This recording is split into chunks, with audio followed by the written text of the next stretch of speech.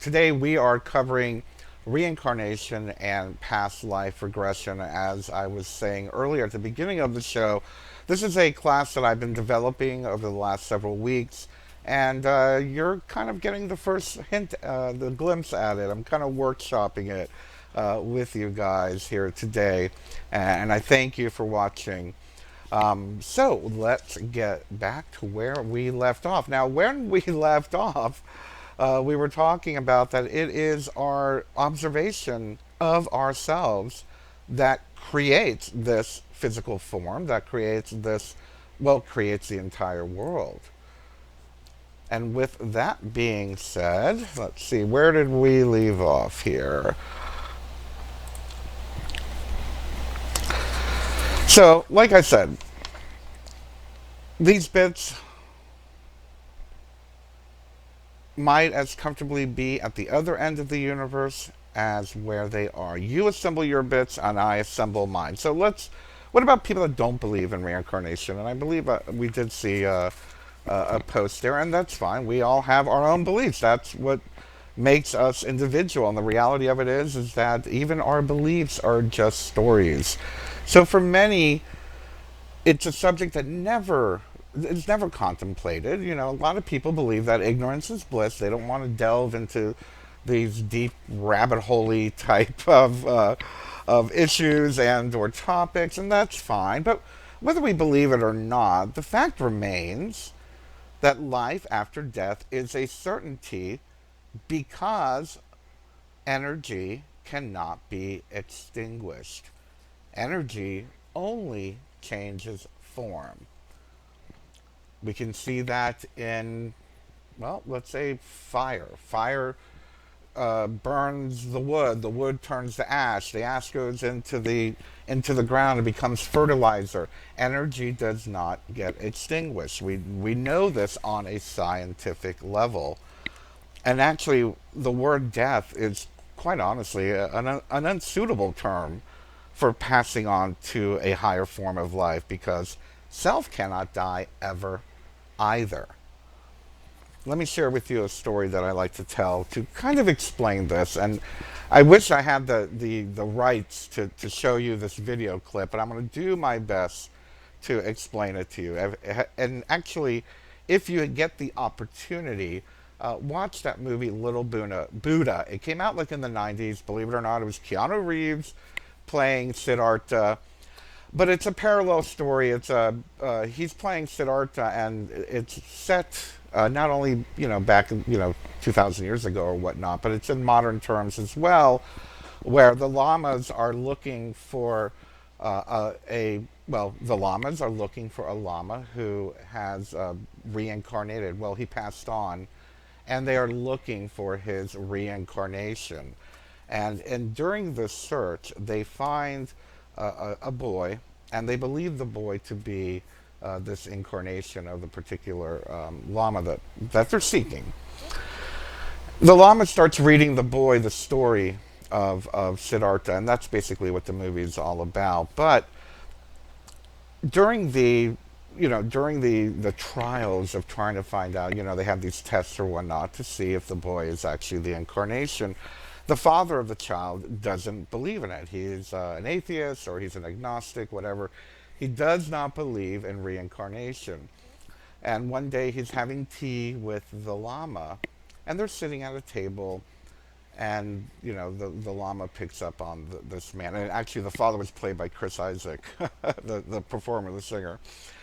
And he looks at him, and he's like, I don't get it. I don't believe it. It doesn't make sense to me. And the lama holds up the cup of tea, and he said, "You see this?" He says, "Here's a cup, and there's tea inside of it, right?" And the guy's like, "Yeah." He goes, "You see the cup?" He said, "Yes." "You see the tea?" "Yes." Then he takes the tea and the teacup, and he smashes it on the side of the table, and the tea goes all over the place. It like splashes all over the table, and it starts running down the side of the table. And, of course, the Chris Isaac character is like a little shocked, and he's like, "What? What?"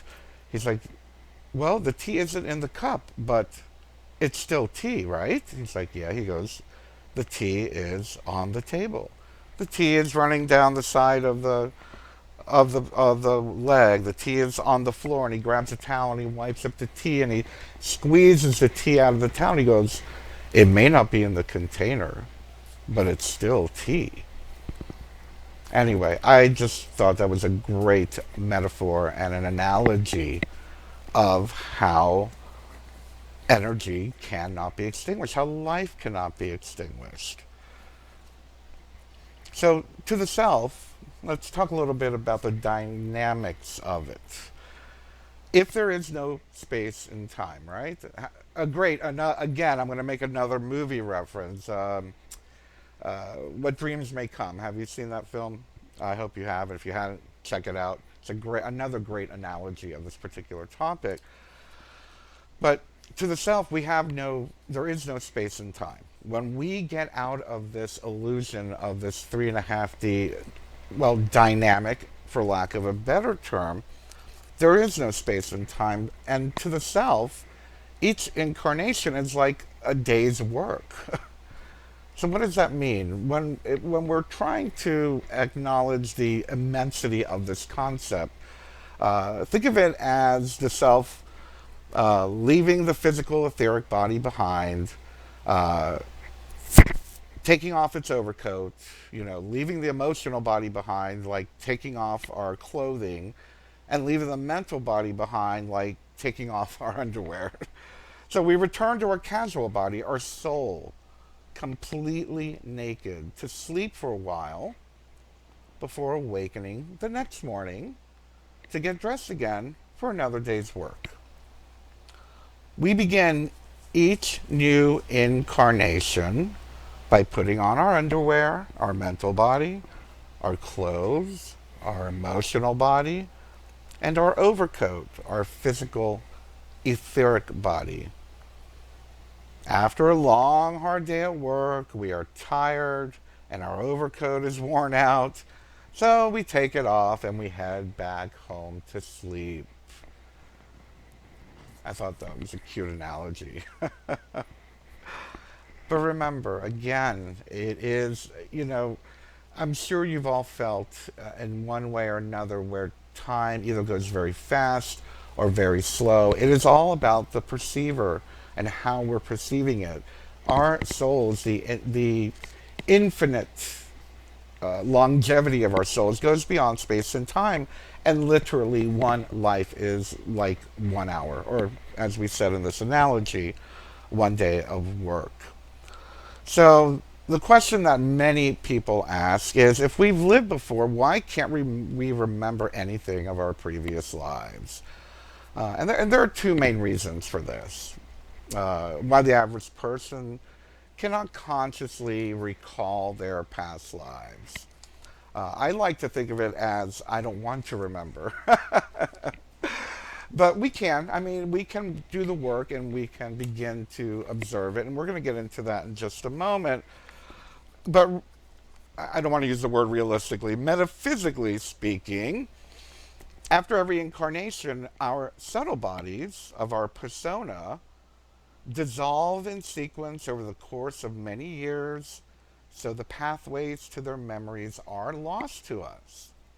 New subtle bodies are formed for each new incarnation, but they have no connection with our previous lives. So essentially, we are a new persona in each lifetime. And again, when we're talking about our subtle bodies, we're talking about our emotional body, our mental body, our etheric body, for lack of a better term, our energetic body.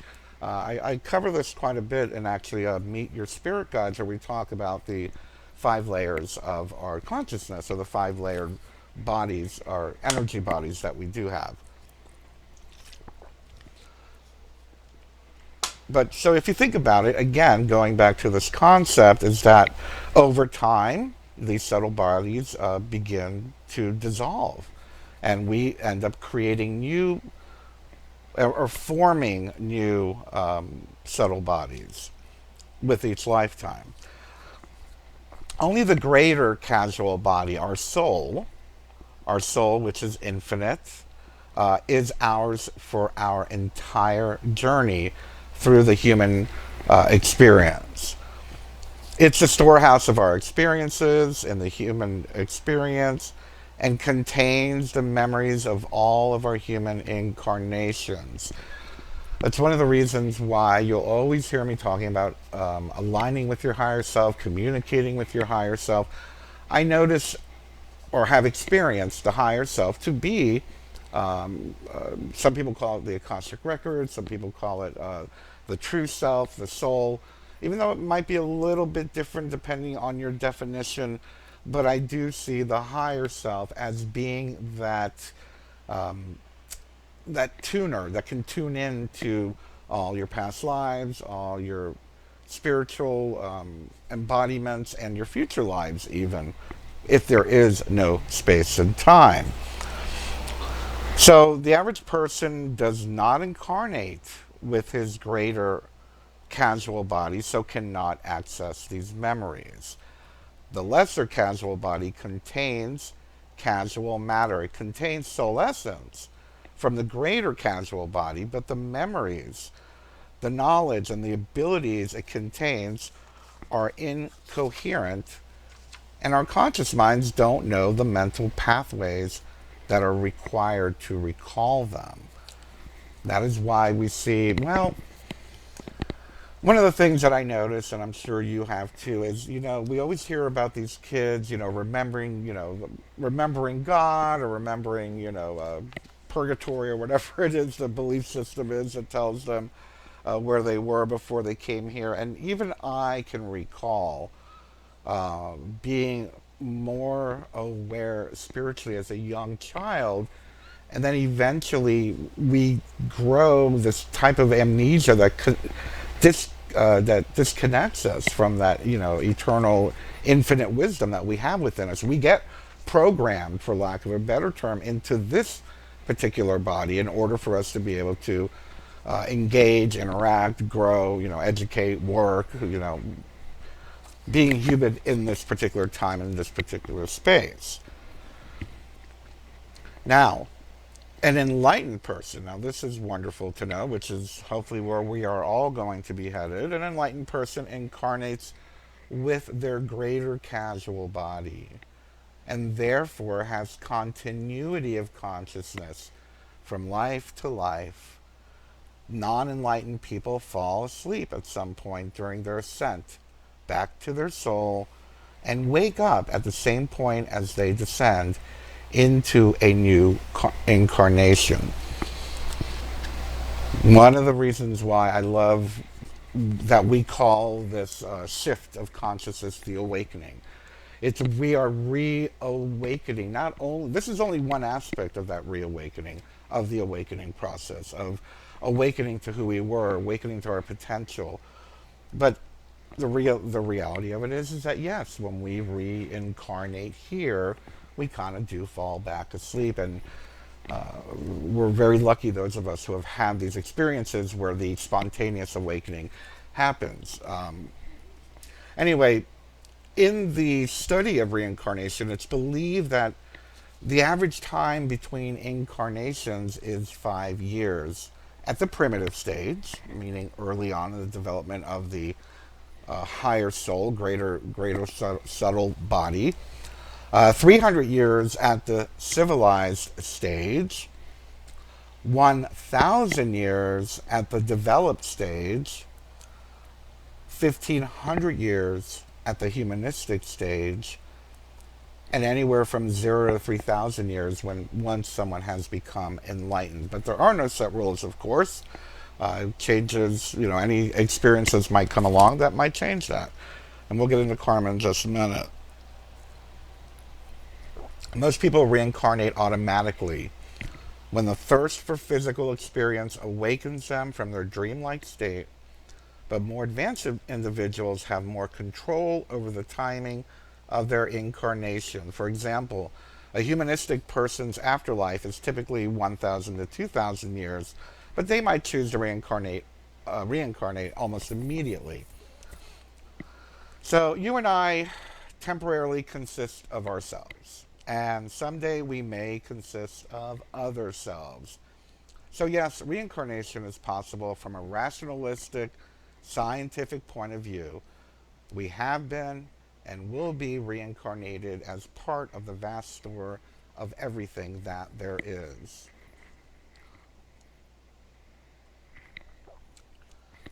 I'm going to go into past life regression now. I don't know if we're going to have enough time to cover everything I've got here, but let's see if I can get through this in 10 minutes without confusing anybody. If I haven't already. So past life regression. What is past life regression? Actually, yeah, we can get through this in 10 minutes. Past life regression is a form of hypnotherapy or trance therapy. The method that I personally use, I call trance therapy, where I put you into a light trance, and we'll get more into that in just a second. It is used to heal and transform the root causes of physical disease and entrenched emotional issues and patterns. Past life regression can help us connect with our soul, to get answers about our relationships, our career aspirations, our fears, our desires, and even our life purpose at large. Uh, excuse me, one of the most important things that I think I've gotten out of past life regression is understanding my life's purpose. I find that past life regression is also helpful in understanding why you have the people in your life. I believe, I'm one of these people that believe and have experienced that most people that are within your realm of reality, that are in your life, most likely you've met them before. They've been a part of some experience with you, whether it be in a past life or another dimension, etc. So your soul evolves from lifetime to lifetime in different bodies to grow and learn so that you ultimately fully embody and realize that you are a spiritual being, literally just having a human experience. Past life regression can heal karma, the spiritual principle of cause and effect, in which your past experiences, thoughts, and actions directly impact your present and your future. And there's a lot of confusion when it comes to karma. There is a difference between dharma and karma. Now, my interpretation might be a little bit different than other people's, but let me share with you how I understand karma to be, and at least how I've experienced karma to be. Visualize let's say a bird bath. You know those bird baths, those pretty bird baths that have water in them. So like this beautiful bird bath on a pedestal, and the water is very still, and it's a nice big circular bird bath. Again, the water is very still. You take the action of picking up a pebble and dropping it into the center of the bird bath. You took the action. That action had a reaction within the water. What happens? The water begins to ripple outward toward the edges. It goes out, it goes out, it goes out, it hits the edge, and then what happens? The ripples go back inward. They ripple out, hit the edge, they ripple back inward. This is what happens with energy and with intention and with thought forms. Our karma is the ripple reaction of that which we do from moment to moment. And I don't want you to become obsessive compulsive about your actions and your thoughts, but the reality of it is that thoughts create things, actions have repercussions, and the hardest part for us to understand is that we are responsible for all of it. I like to think that we do have, that fate is involved. And again, karma does layer into the concept of fate and free will. You have the free will to throw that pebble into the middle of the pond, right? That's your free will. But fate is the karma associated with that action, the ripple that goes out to the edge of the bowl and ripples back in. That's karma, and that is fate. Again, there is free will, there is fate, there is also karma.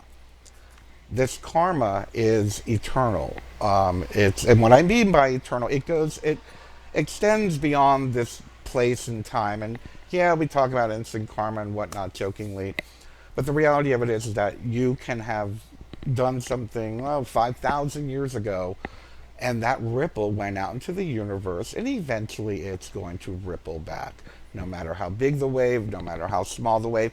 And again, karma is not punishment. Karma is not, God punishing you, or it's not, it's neither positive or negative. It just is what it is. It's just an aspect of the universal principle. It's the behavior of energy and life force. That's all it is. It is not negative. Not negative always, depending on what kind of rock you throw down the middle. Anyway, geez, we're running out of time. So I'm going to go ahead and try to get through to the last part of this, and let you know that, what is past life regression. I'll go through it very quickly. I'll go through it with what I do.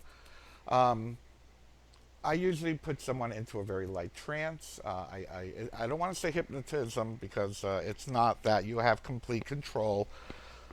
I allow you to be very relaxed. I allow you to go inward. It's a very relaxing experience. I try to help people connect with their higher selves, and then I guide them through their own life. We regress the present life, going back in this life, recalling events that took place, and then eventually, of course, we go back to the birth, back to before the birth, and then eventually you begin to start seeing where you were prior to this birth. And like I said, it's a very relaxing experience. You're able to control the entire thing. It has nothing to do with, like, well, I guess you could call it light hypnosis. But and by the way, some people cannot be regressed. There are some people that just do not have the ability to regress. So what I usually tell people is, talk to me first. Let's see if you're the kind of person that could be regressed. And if you're interested in a regression, by all means, I am more than happy to work with you. I do them over Skype. I feel very comfortable doing it. I've been doing it for 25 years. It's a very easy process for me to work through. And like I said, it's not like a deep hypnosis. So it's pretty easy to pull somebody out of it if they're having a bad experience or something like that. But again, very interesting. And I hope that you've picked up some new thoughts, some new ideas, something to chew the fat with your own spiritual awakening. Anyway, I love you, everybody. And next week, we'll be back. I forgot who we have on the show. I'll be posting the event for next week on my Facebook page soon. I love you, everybody. Please visit BernardAlvarez.com. I'll see you next week. Bye-bye.